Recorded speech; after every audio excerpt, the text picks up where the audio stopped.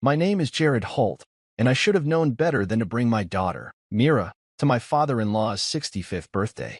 The morning light filtered through our living room windows as I strapped her car seat into the back of my sedan, Mira cooing softly at the fluttering shadows on the leather seats. She wore her favorite pink coat, unicorn horns stitched above the hood, and clutched a well-loved stuffed elephant as we buckled in. My wife, Talia, stood at the door, her arms crossed over the floral dress she'd chosen for the party, and she smiled at Mira as if her approval might somehow ward off the disapproval we both knew awaited us. "It'll be good for her to bond with family," Talia said, her voice measured, betraying none of the doubts I knew she felt. I nodded, though I felt a knot of unease tighten in my chest. Her family never really saw Mira as one of them. Not since the day she was born. Ever since that afternoon at the hospital when my wife's mother, Evelyn, had barely looked at her grandchild and instead peppered Talia with questions about how she could have allowed herself to gain so much weight, everything had been off balance. My sister-in-law, Bryn, doted on her own golden niece, Savannah, who had arrived hours earlier and already secured a place of pride in the photos, the conversation, in the hearts of Talia's relatives. Savannah was pampered, praised, and given anything she wanted. Mira, however, was ignored. When my daughter had reached out her tiny hand to Evelyn for a gentle pat, Evelyn had glanced away, as though Mira might be contagious. Even Talia's father, who called himself Paw, had offered only a curt nod before turning back to his glass of scotch. I had told myself I could stomach it for a day, that I could watch every slight and snub leveled at my daughter and keep my composure for Myra's sake. I was wrong. The drive to Bryn's spacious home outside the city had been silent except for the hum of the engine and Myra's occasional giggle as she tossed her elephant in the air. I replayed Talia's assurances that all would go smoothly, that family bonds could be strengthened if given the chance. But my gut protested at every mile, every passing billboard reminding me that we were outsiders in this gathering. When we finally turned onto the gravel driveway and saw the other cars, black SUVs, polished sedans, and a cream-colored coupe that belonged to Evelyn, I felt the tension coiled and my shoulders tightened further. Mira reached for my hand. She trusted me. I had vowed to protect her. Talia unclipped our seatbelts, lifted Mira gently from her seat, and told her, "Go say hello to your grandpa." I carried her to the front door and swept aside my own misgivings. I smiled as best I could, straightened my tie, and pushed open the door. Inside, the house was brightly lit, the smell of roast beef and fresh flowers mingling in the air. Balloons in gold and navy floated above a long table laden with desserts and photographs of a younger Talia, graduations, weddings, vacations. But no pictures of Mira. I felt a pang as I followed Talia and Mira into the grand foyer. Savannah stood near a marble console table, her blonde hair perfectly curled, wearing a frilly white dress that made her look like a porcelain doll. She wrinkled her nose when she saw us. "Why'd you bring her?" she asked loudly enough for everyone in the room to hear. Her voice was sugary, mocking, as though she were praising the way she'd trained to speak before an audience. Bryn, standing beside her with her phone in hand, glanced up from scrolling and laughed, a high, dismissive sound. Talia's lips pressed together, and she said nothing. Talia always said nothing. I took a breath, knelt to Myra's level, and whispered, "Ignore them, sweetie." Mira, confused by Savannah's hostilities, blinked her wide brown eyes and clutched her elephant tighter. I kept my cool for Myra's sake. But every polite greeting I offered to Evelyn or Talia's father was returned with a perfunctory nod or a polite smile so thin it felt like paper. I watched as each one turned their attention back to Savannah, praising some accomplishment or congratulating Bryn on her success. Meanwhile, Mira stood beside me, her little feet tapping against the polished tile. She looked around, hopeful that someone, anyone, would notice her, welcome her. I felt my temper flare, but I swallowed it. My daughter deserved better than to see me angry on her behalf. She just wanted to see her cousins. She just wanted to belong. But that calculating look Savannah gave her, one eyebrow arched, lips curled into a smirk, sent a chill through me. I should have picked Mira up and left right then. I should have sprinted back to our car, buckled her into her seat, and driven away from that house forever. Instead, I straightened and told Mira, "Let's go find her cousins." I pretended to be calm, to believe that Talia's family could change, that this one afternoon wouldn't define our daughter's place in their hearts. But as Savannah's smirk widened and the echoes of laughter followed us down the hallway, I realized how painfully wrong I had been. I should have known better. I carried Myra's hand through the front hall, marveling at how excited she was to show off her favorite pink unicorn dress. Its delicate tulle skirt caught the light and shimmered like fairy dust, while I pretended my heart wasn't hammering in my chest at every sideways glance. She beamed with the pure joy of a child eager to belong, her curls bouncing as she twirled. But the moment we stepped into the party room and the chatter hushed for a heartbeat, Savannah wrinkled her nose as though a foul odor had drifted through the air. I felt that hush like a punch in the gut. "Why'd you bring her?" Savannah's voice sliced through the quiet, pitched a little too loud, her words echoing off the walls lined with framed photos of Talia's milestones. She wore a smug smile, one hand on her hip, the other tugging at the hem of her own pristine white dress. Bryn, standing nearby, clicked amusement into her throat and laughed, a high, scornful sound that stung. Talia said nothing. Talia always said nothing when the volleys of contempt flared, an omission that burned more hotly than any insult. I crouched beside Mira, whose eyes darted between Savannah's smirk and my silent response, and forced a gentle tone. "We brought Mira so she could meet her cousins." My words floated into the air and vanished. Savannah shrugged, as if meeting her cousins were akin to catching the flu, and turned her back on us to accept a compliment from Aunt Lorraine. My chest tightened. I swallowed, slammed down the urge to retort, and lifted Mira into my arms, spinning her gently so the skirt of her dress fanned out like a halo of pink. She laughed, her small laugh a crystalline sound that reminded me exactly why I tolerated this gathering. She trusted me to protect her, to make things right. But Savannah's eyes narrowed, fixed on us like two daggers, and I felt every ounce of parental instinct surge. Before I could lower Mira, Savannah approached with her own daughter, a perfect mirror image of herself in a cream-colored dress. "She's cute," Savannah said, voice low and mocking for a charity case. The words landed with the force of a slap. My grip on Mira tightened. I felt 100 eyes on us, some sympathetic, many indifferent, a few amused. Bryn crossed her arms and arched an eyebrow, inviting me to fight back or back down. Talia hovered at my shoulder, her mouth pinched shut like a wound that refused to heal. I kept my voice calm for Myra's sake, even though my blood roared with the sudden need to expose their cruelty. "She's family," I said.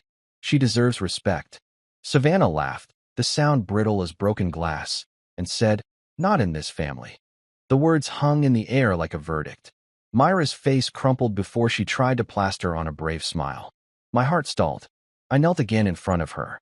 "It's okay," I whispered, brushing a loose curl from her forehead. "Let's find someone nicer." I scanned the room for an ally. My father-in-law sat in his armchair by the fireplace, surrounded by childhood photos of Talia and Bryn, but he barely glanced our way. Aunt Lorraine frowned at Savannah's outburst, but said nothing. No one came to comfort a 4-year-old wearing a unicorn dress in a house full of adults. I lifted Mira to stand beside me and offered to show her where the punch and cookies were set out. She nodded, but as we moved toward the buffet table, I felt Savannah's gaze burn into my back. I heard her low voice as we passed, "Don't get too comfortable. You're not one of us." My blood froze. I steeled myself to ignore it, but I could feel Mira shrinking in my shadow. She squeezed the elephant tucked under her arm. My chest tightened with guilt for having dragged her here. At the table, I gave her a plate and poured a cup of juice, trying to coax a smile from her.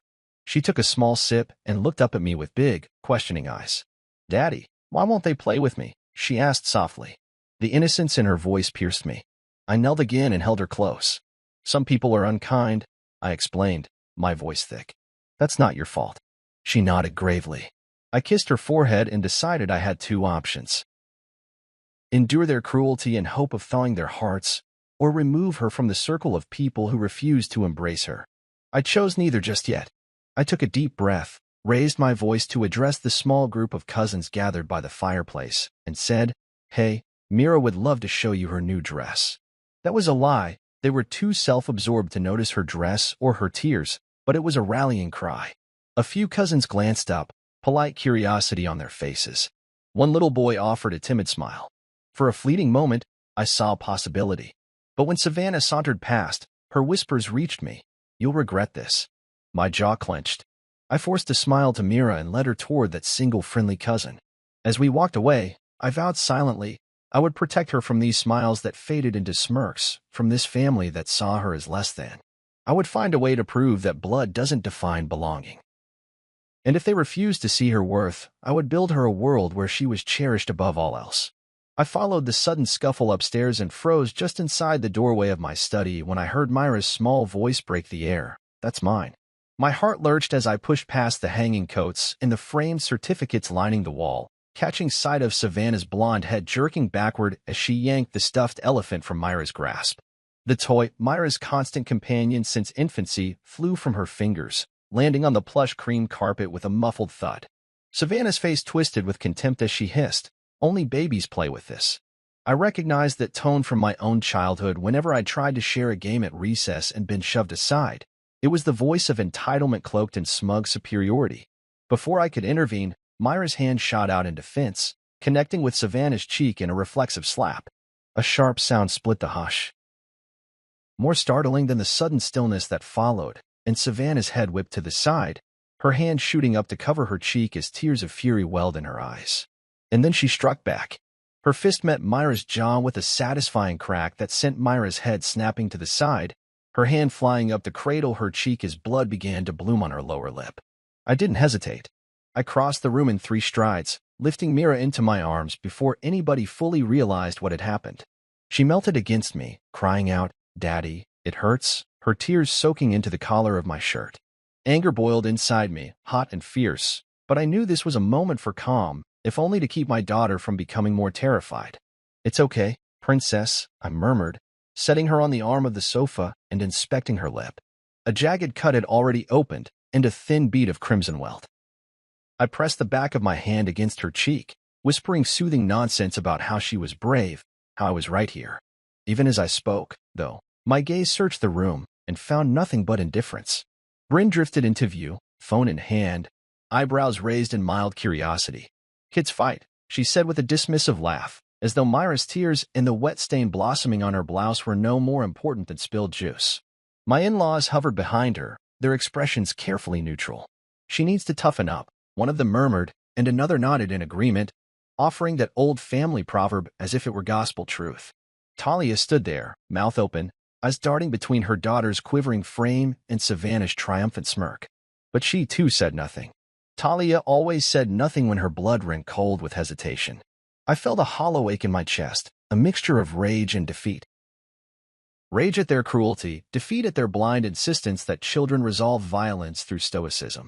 I squared my shoulders and looked each of them in the eye before turning back to Myra, who was trembling, tears streaking trails down her cheeks. "We'll get this cleaned up," I said quietly, wrapping my arms around her. I cradled her like she might shatter if I let go. My voice was even but firm as I told Bryn, "Take Savannah away from here. Now." Bryn shrugged again, lips curling into that practiced half-smile she used whenever a situation offended her sensibilities. "She's a strong girl," Bryn replied. "Let them work it out." I inhaled, tasting the metallic tang of my own fury. "This isn't working it out. It's assault."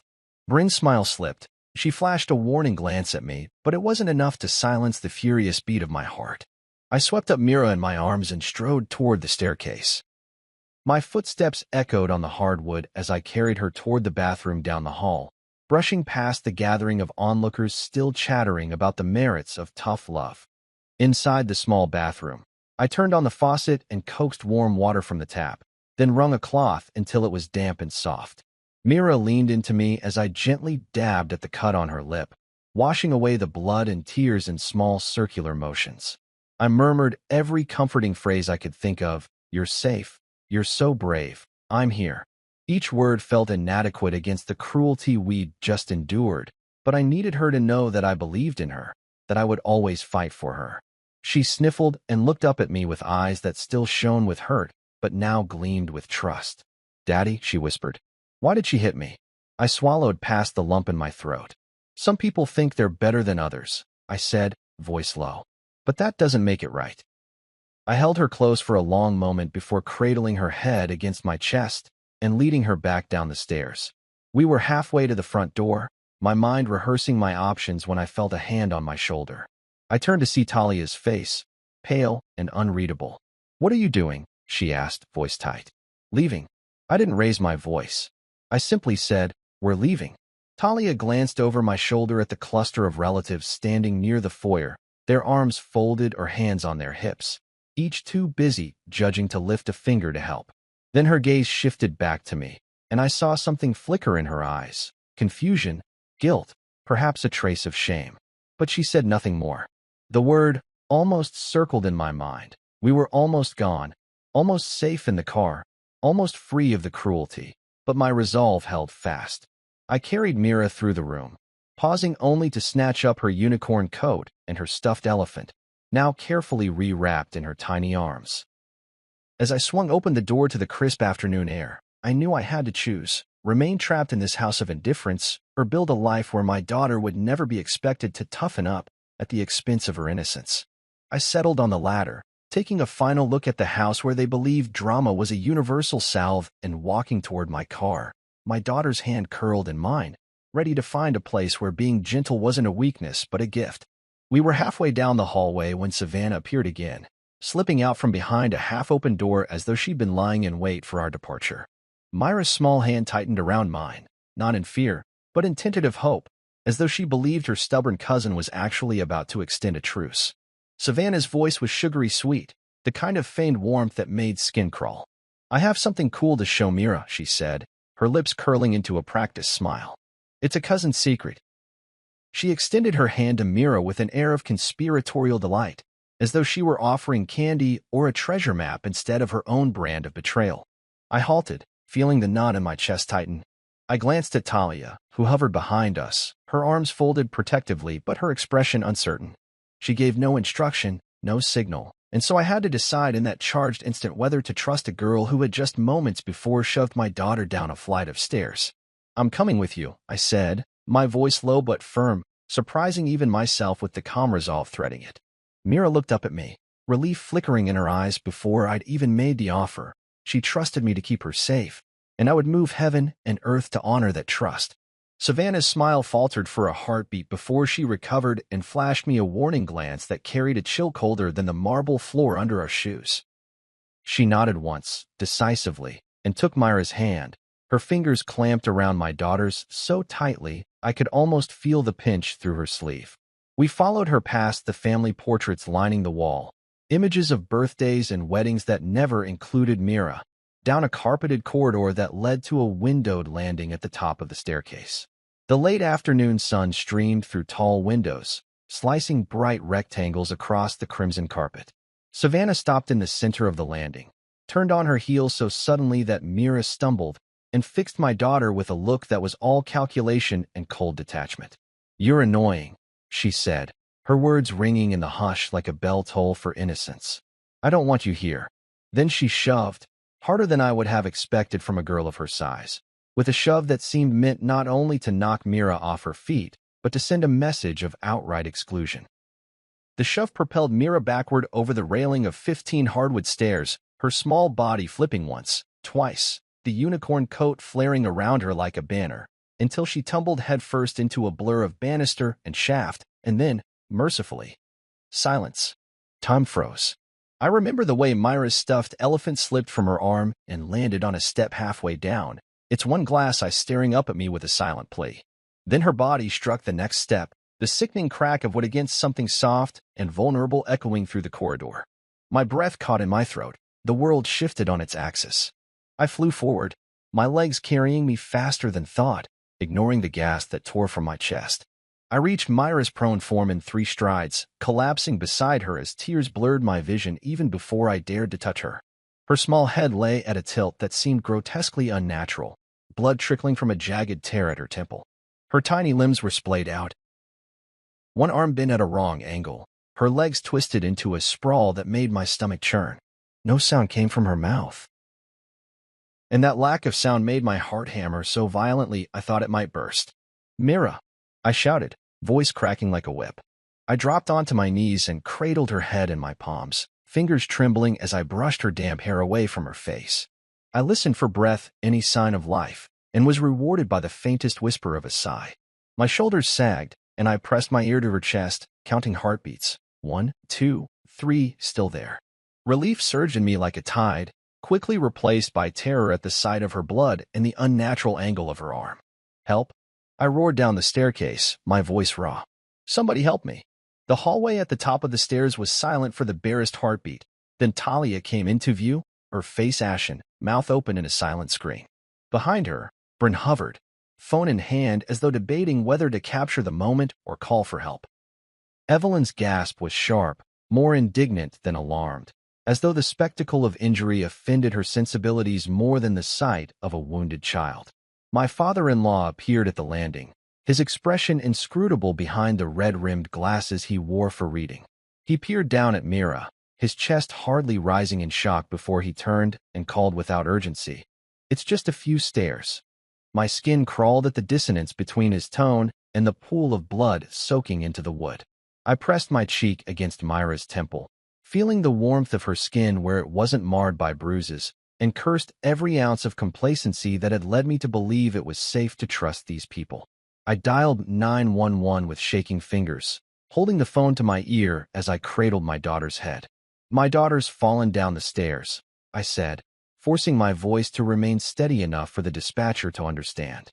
"She's bleeding from the head and not moving properly." The operator's calm instructions were a lifeline, guiding me to check for consciousness and keep Mira still, even as my mind raced with every terrifying scenario.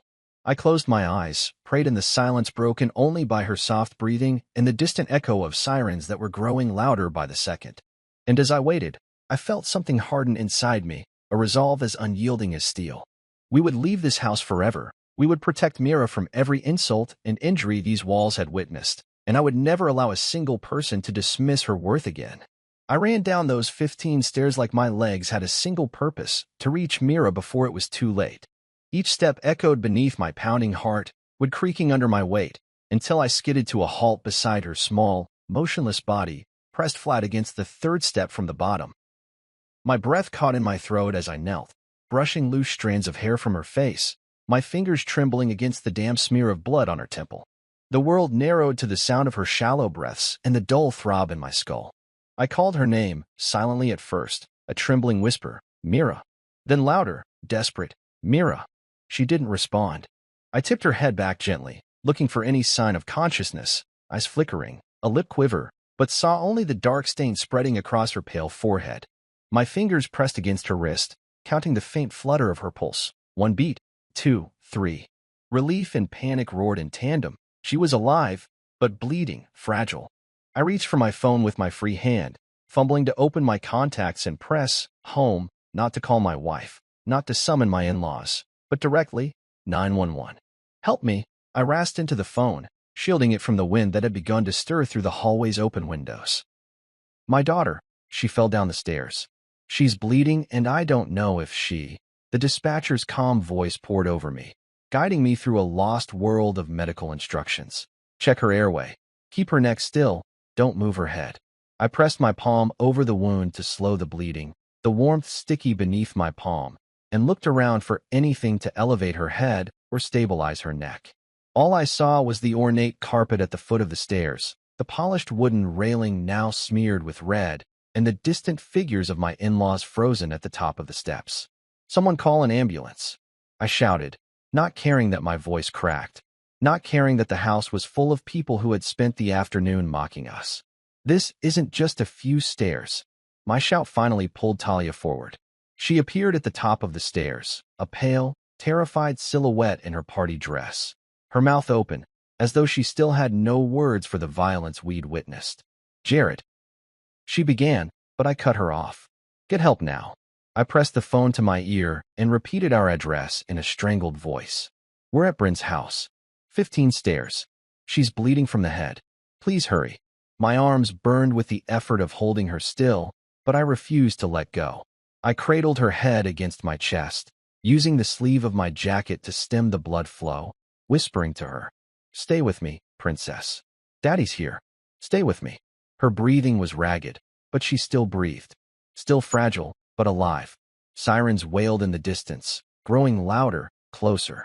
I pressed my face into her hair, inhaling the familiar scent of baby shampoo and tears, and braced myself. I heard footsteps above me, Talia's, finally moving, running down the stairs 2 at a time, smoothing her dress as she came. Behind her, Bryn hovered with her phone out, ready to record or dial, I couldn't tell which. Evelyn stood near the landing, arms crossed, face taut with indignation exacerbated by guilt. Pawpaw leaned heavily on the banister, eyes downcast or maybe just unwilling to meet any truth he'd helped bury. I looked up at them all, fury and grief burning in my chest. "Get back," I snarled through clenched teeth. "Let me tend to my daughter." Talia knelt beside me, her hands trembling as she reached for my arm. "Jared," she swallowed, tears tracking down her cheeks. "I'm so sorry. I didn't have the strength to be angry with her in that moment, only a deep, quaking sorrow that she hadn't protected our child. Help me get her upstairs," I managed, my voice husky. "She needs to lie flat. And call her pediatrician." Talia nodded, fumbling for her phone as she rose, stepping back to give me space. I lifted Mira gently, cradling her like she weighed half as much as an adult child, and carried her back up the stairs with excruciating slowness. Every inch a reminder of how little protection this house had offered her. Once upstairs, I laid her on the guest bed where the mattress was firm, but beneath a pile of decorative pillows that I quickly removed. I wrapped her in a soft blanket, propping her head on a pillow with towels folded beneath to keep her neck aligned. Her breaths were shallow but steady. I sat on the edge of the bed, holding her hand, and watched as red welled around the edges of the makeshift bandage I'd fashioned. My vision blurred with tears I refused to shed. The door burst open, and a paramedic team flooded in, 2 men and a woman, efficiently taking over, their practiced calm both a comfort and a terror. They pressed monitors to Myra's chest, asked quick questions, and I answered in clipped tones, still gripping her little hand. They strapped her onto a stretcher, cocooned her in oxygen tubing, and wheeled her out of the room, leaving me standing alone in the hallway that had become a corridor of nightmares. I followed, ignoring Talia's whispered pleadings to let them work. I climbed into the ambulance beside my daughter, holding her hand as her eyes fluttered open and closed. One paramedic placed a gentle hand on my shoulder. "Sir, you did the right thing," he said softly. I nodded, unable to speak. The siren screamed to life, and the door shut. As we sped toward the hospital, the late afternoon sun dipped behind the trees, casting long shadows across the road. I stared at the ambulance ceiling and made a vow. I would carry this memory forever, the echo of her fall, the taste of panic in my mouth, the weight of her bleeding head in my arms, and I would never, ever allow it to happen again. Silence is betrayal, and I would atone for every moment I hesitated. My daughter would live in a world built by a father who ran toward her fall and refused to look away. The sterile scent of antiseptic hit me before I even stepped through the sliding doors of the pediatric ICU, and in that instant the world I had known shattered into 2 halves, before the stairs and after. The fluorescent lights overhead hummed with quiet urgency as I approached Myra's room, my footsteps echoing down the linoleum hallway like a funeral drumbeat. I paused outside the glass window, peering in to see her small form swaddled in crisp white sheets, her head wrapped in a gleaming bandage, and machines beeping a steady, anxious rhythm beside her. Her chest rose and fell under the ventilator's gentle sighs, so faint that I strained to hear it, convinced that if I looked away for even a second she might vanish. My throat went dry. I pushed open the door and froze as the nurse turned, offering me a practiced smile that didn't quite reach her eyes. "She made it through surgery," she said quietly. "We managed the swelling and stopped the bleeding, but she's not out of the woods yet." Relief and terror warred inside me like twin storms. I swallowed hard, forcing my legs to carry me to her side. I reached for her tiny hand, the one not tethered by 4 lines, and felt the soft warmth of her skin even through the thin hospital gown. She lay so still, like a porcelain doll my father used to display, only her eyelashes fluttering now, and then as though she were dreaming. I sat in the chair beside her bed, checking the monitors, her heart rate stable but high, oxygen saturation creeping toward acceptable levels, lines of numbers mapping each breath and heartbeat. I traced the path of the ventilator tube up to her throat, then the rows of gauze beneath her head, and whispered, "Daddy's here, baby girl. Daddy's not going anywhere."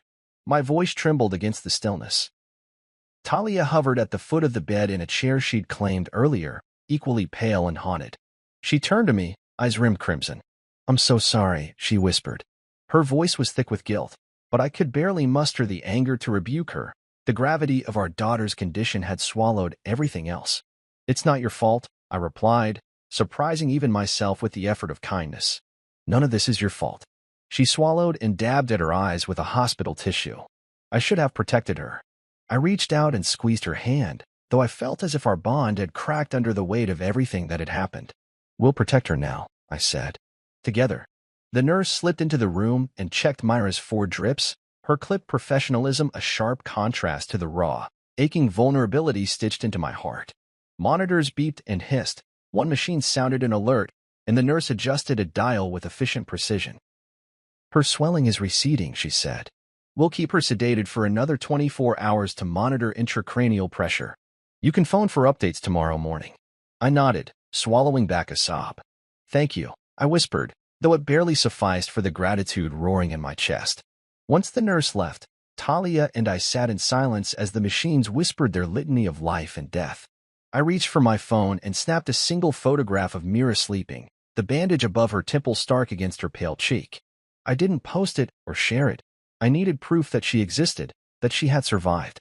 In that sterile, humming room, I realized how fragile the divisions between safety and catastrophe truly were. A single push, a single moment of cruelty, and everything changed. The image of her small body crumpled on those stairs haunted me, but now it was replaced by the vision of her lying there, unconscious but alive, surrounded by wires instead of jeers. I traced the curve of her cheek with my finger, careful not to disturb the bandages, and whispered every promise I could summon. I would never leave her side. I would fight every battle on her behalf. I would make this family pay for their betrayal. Outside the room, Talia leaned her head against mine, and I closed my eyes, drawing on her warmth. Hours passed in the haze of monitor beeps, punctuated by the occasional footsteps of passing nurses, the rustle of latex gloves, and the distant hum of conversations in hushed tones. In those hours, I saw every moment of our lives replay, her first breath, her first steps, her laughter when I spun her around in the kitchen, and I vowed that I would rebuild a world around her where she was cherished, where cruelty found no foothold. When morning light filtered through the Venetian blinds, painting stripes across her bed, I blinked back a night's worth of tears and felt something inside me harden into unbreakable resolve. I reached for Talia's hand and squeezed it. "It's going to be okay," I said, though neither of us believed it fully yet. We waited for the neurologist to arrive, for the scans and the verdict. But in that moment of fragile dawn, with Myra's life hanging by a thread and the steady beep of the machines as our only lullaby, I knew we would endure. ICU silence was a racket in my ears, a reminder of our daughter's narrow escape and of the family that had watched her fall without flinching. I pressed my forehead to the cool glass, stared at her tiny form, and whispered into the quiet, "Daddy's here. Always." The first time I noticed the police car parked outside our townhouse, I was waiting at the kitchen table for Talia to bring me another cup of coffee. Mira sat in her booster seat, dazed but determined, her once bruised arm wrapped in a brace that creaked when she reached for her cereal. I watched her spoon in a shaky rhythm, marveling at how brave she was, how resilient. How much she deserved more than empty apologies and hollow excuses. The ringtone of my cell phone cut through the quiet, and when I saw the local precinct's number, I felt a memory of fear stir in my chest, the fear I'd felt when Savannah's shove sent Mira spiraling down those stairs. But the call on the other end wasn't the police, it was my sister-in-law, Bryn, her voice cold and clipped. "I hear you filed a report," she said. I nodded at the receiver, though it was seated on the table between us. "Yes," I replied. "I reported an assault on my daughter. I filed the statement yesterday." Her breath hissed through the line. "You're making a mountain out of a molehill," Bryn spat. "Everyone's upset. Your wife is upset. You're turning this into drama," I finished for her. "That's what you all called it." My tone was quiet, measured, but iron-hard beneath. "My daughter was assaulted by a minor. That's a crime. I'm obligated to report it." Bryn fell silent for a heartbeat before launching into a tirade about family, loyalty, and the humiliation I'd brought upon us. I listened, counting the seconds till I could speak again. "I'm not embarrassed," I said softly. "I'm infuriated." I told her I'd be at the precinct later that morning to follow up, then hung up. I turned to Mira, who was watching me with wide, curious eyes. "You hungry for more cereal?" I asked, forcing cheer into my voice. She nodded and grinned, trusting me as though I'd just won the lottery. I slid her bowl closer and refilled it, hiding the trimmer in my hand. Later that day, I arrived at the local police station in my crisp suit, carrying a neatly organized folder containing my written statement, a copy of the hospital report, and photographs of Myra's injuries, close-ups of the cut on her lip, the swelling around her temple, the bruises mapping the side of her head.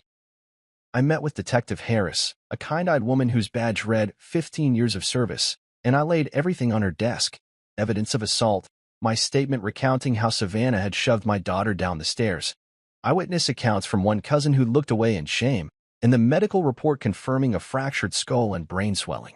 She listened without interruption, took careful notes, and said, "We'll open an assault on a minor investigation." Relief unfurled in me like a banner, but only for a moment before resolve settled in. "I also want to involve Child Protective Services," I told her, because Bryn's negligence and her family's refusal to intervene constitute emotional neglect. Detective Harris blinked, then nodded. "I'll connect you with CPS. They'll open a file." I left the station feeling both vindicated and raw, as though I'd shed a layer of armor to reveal an even fiercer core.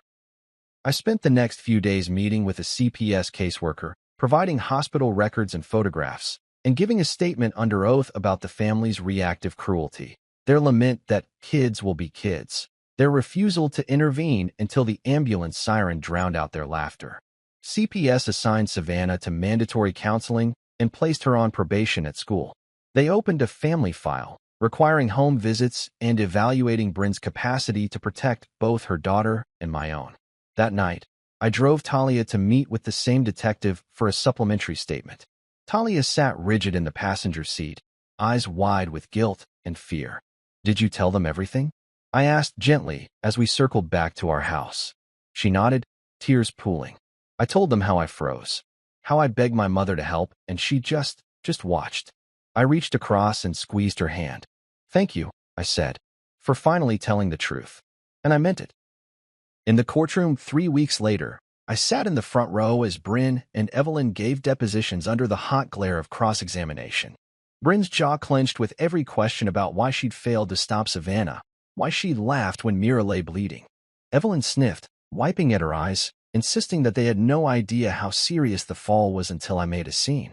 But the judge listened to the CPS investigator's report, looked at the hospital scans of Myra's head, and frowned. I watched Bryn's face blanch when the judge's gavel rapped decisively.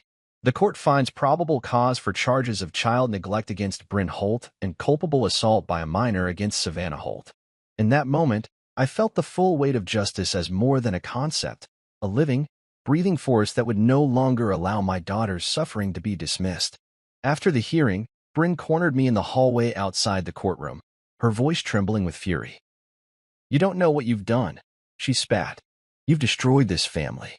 I looked her in the eye, holding her gaze without flinching. "No," I said calmly. "You destroyed it the day you let your daughter hurt mine and told me to let it go. I merely held you accountable." Bryn's face paled, and she stormed off. Talia approached and wrapped her arms around me, tears spilling as relief washed over her. "You were right," she whispered. "I was wrong." I closed my eyes briefly, then opened them. "We have more work to do," I said. But today, justice took its first breath. Outside the courthouse, the late afternoon sunlight felt revelatory, as though everything I'd endured, the faint whispers, the stifled outrage, the endless meetings with detectives and social workers, had led to this moment of clarity. Family was not a place for silence or indifference. It was a promise of protection, and if that promise was broken, there would be consequences. I lifted Mira into my arms, her leg braces clinking softly, and held her close. "You're safe now," I promised her, pressing my cheek to her hair. She looked up at me with trust shining in her eyes, and I knew that I would wage every battle, face every challenge, and endure every obstacle to keep her that way for as long as it took and beyond. I had always taken pride in my work as an accountant, ledgers balanced, margins calculated with precision, every cent accounted for, but that precision had never felt as intoxicating, as potent a weapon, as it would prove to be in the weeks and months after the assault. I sat at the oak desk in my home office, my daughter's elephant toy perched beside my keyboard like a silent witness, as I opened Bryn's brokerage statements, each one a testament to sloppy bookkeeping and deliberate misclassification. My heart pounded, not with fear, but with exhilaration. Numbers were my battlefield now. I began tracing every transaction. Fees paid to shell companies, reimbursements masquerading as consulting expenses, charitable donations that vanished into opaque trusts. Bryn and her husband, Colt, had claimed false deductions on their taxes for years, padding their returns with absurd office supply write-offs that, once traced, funneled into an unreported account in an offshore jurisdiction. I downloaded bank statements, matched them against antique shop sales figures, and spotted the inconsistencies that screamed money laundering: cash deals recorded at full retail value, wholesale purchases erased from the ledger, cash deposits far exceeding any declared revenue. I traced a series of wire transfers to Colt's personal account in another state, transfers neatly wrapped in descriptions like inventory replenishment and vendor payment, though there was no vendor, no inventory. Each discovery sent a thrill through me. I archived PDF files, flagged suspicious entries with yellow highlights, and drafted detailed memos for the IRS whistleblower hotline. I knew anonymity was essential. A leaked tip would trigger an audit so quickly that they'd have time to hide the evidence. Better to remain in the shadows. I mailed the packet with a return address of concerned citizen and felt a surge of righteous satisfaction as I dropped it in the mailbox. Next, I turned to the family-owned antique shop in town, where Talia's parents served as silent partners. I obtained copies of their licensing applications from the local clerk's office and discovered they had underreported gross receipts to avoid sales tax. The side hustle, restoration services offered under the table, was entirely off the books, drawing cash from customers who preferred lower invoices. I documented the discrepancies. Repair orders signed without tax stamps, forgery of state sales tax certificates, and a pattern of cash-only deals that circumvented licensing requirements. I fed the evidence to the State Revenue Service's Fraud Division under an anonymous tip line, making sure to include account numbers, names, addresses, and copies of forged receipts. As I worked late into the night, Myra's breathing through the baby monitor a steady lullaby in the background. I realized I had never felt so alive. Each report I filed, each piece of paper I shredded afterward, felt like a small act of vengeance for the injuries they had inflicted and minimized on my daughter. I watched the appointment logs of the antique shop, noting how many days they had to close for state inspection, how many fines they would incur, and calculated the likely penalties using the published schedules. Meanwhile, I uncovered inconsistencies in Pawpaw's charitable foundation paperwork. Donations claimed that never matched bank withdrawals, a foundation registered in multiple states under slightly altered names, none of which filed the required financial disclosures. I compiled evidence of willful non-disclosure and filed it with the State Attorney General's office. My spreadsheets multiplied, color-coded by agency and severity: red for IRS referrals, orange for state revenue reports, blue for licensing board complaints, and purple for charitable trust violations. I tracked each referral number, noted the dates I submitted, and set reminders in my calendar to follow up in 90 days if I heard nothing. When no one questioned the flurry of inquiries, I allowed a small smile. Their silence was confirmation that the wheels of justice had begun turning. Talia watched me in awe as I recounted each detail over late-night coffee. "You've become a one-man regulatory army," she said softly one morning, her voice hushed so Mira wouldn't wake. Her eyes were bright with pride. "They'll pay for what they did to Mira." I placed my hand over hers, feeling the warmth of her support. "This isn't about revenge," I said, though I felt a dark satisfaction in every penalty they would face. "It's about accountability." Over the next few weeks, the letters arrived: audit notices on Brin's brokerage, cease and desist orders on the antique shop, demand letters from the licensing board. Evelyn frantically tried to smooth things over at her foundation, hiring lawyers to file belated disclosures and pay back taxes, but the damage was done. Colt's brokerage license was suspended pending investigation, and the antique shop's sales tax permit was revoked until further notice. The fines and penalties stacked into the six-figure range, and I watched the toll it took on them as they scrambled to find funds to cover the assessments. I never intervened. I let the math speak. Each ledger entry, each footnote, was a reminder that numbers could not lie.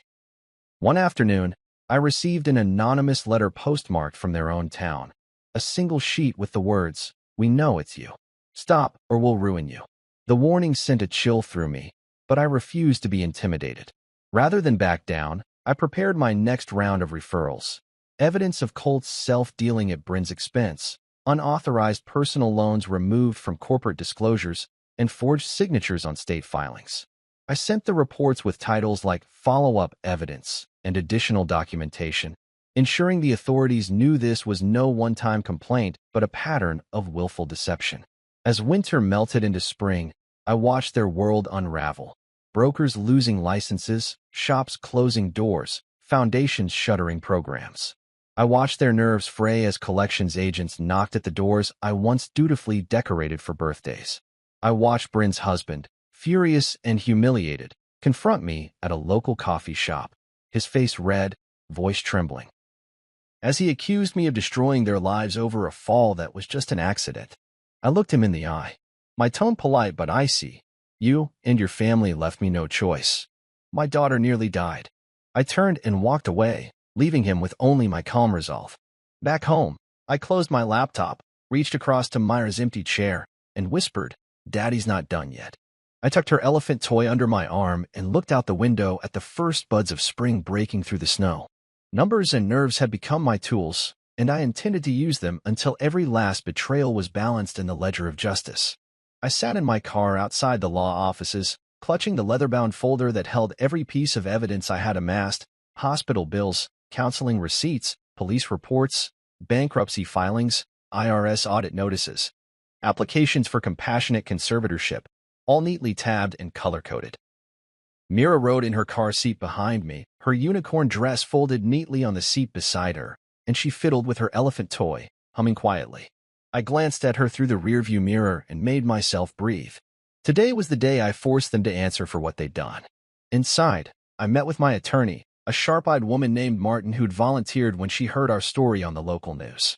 She reviewed my proposed complaint: negligence and battery against Bryn, negligent supervision against her husband, Colt, emotional distress and medical expenses against my in-laws, and, most painfully, a claim against Talia for failure to protect our daughter.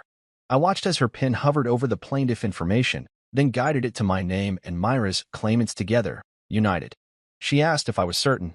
My jaw set. I was. Next, we filed the suit in the civil division of the county courthouse. As the clerk stamped the documents filed, I felt a surge of righteousness and dread intertwine in my chest. These papers would change everything. A summons would be delivered to every defendant, their comfortable lives upended by the accusation that they had failed to shield a child from harm, then compounded cruelty with silence. Outside the courthouse, Bryn and Colt's attorney, a bulky man with a clenched tie, glared at me from across the steps. I met his gaze without flinching, and he jerked his head toward the courthouse entrance, his mouth a tight line. I said nothing. No words could match the impact of those filed documents. Over the following weeks, the responses trickled in. Bryn denied all wrongdoing, insisting her daughter's actions were unforeseeable. Colt claimed that as a spouse he was not liable for his wife's parenting. My in-laws disavowed any responsibility, calling the incident regrettable but not actionable. Talia's response came last. A terse statement that as a loving mother she had trusted her family to care for her child and could not have predicted such a horrific turn.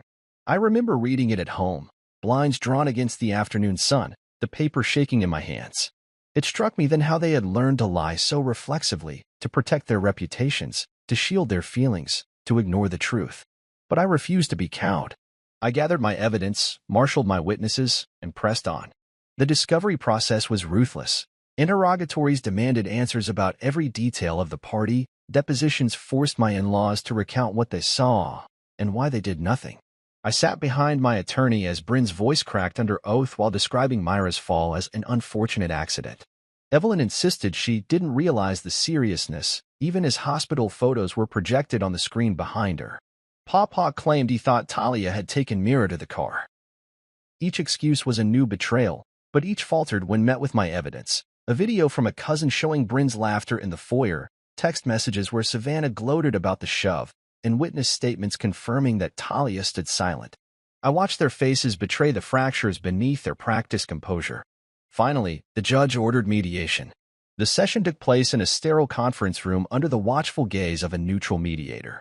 My in-laws arrived in matching suits, escorted by their attorneys. Bryn brought Colt, and Talia sat beside me, her eyes red but resolute. The mediator began with platitudes about healing the family. I saw Talia cringe at the word family and felt a pang of sorrow for what she had lost. When it was my turn, I spoke quietly but firmly, outlining the lifelong consequences Mira faced: PTSD around stairs, therapy bills, the emotional scars no money could erase, and I presented my settlement demand for $100,000 to cover medical expenses, educational accommodations, continued therapy, and punitive damages for emotional distress. There was a tense silence broken only by the hum of the fluorescent lights. Bryn's attorney sputtered a counteroffer so low I almost laughed. $15,000, in the spirit of family reconciliation. I pressed my lips together and looked at Talia's mother, whose eyes darted away, then back to the table. Family, I said quietly, is who shows up when someone falls. I stood and left the room. 2 weeks later, the settlement was finalized. For $100,000, paid by Bryn and Colt's insurers, by my in-laws' foundation, even by Talia's trust fund.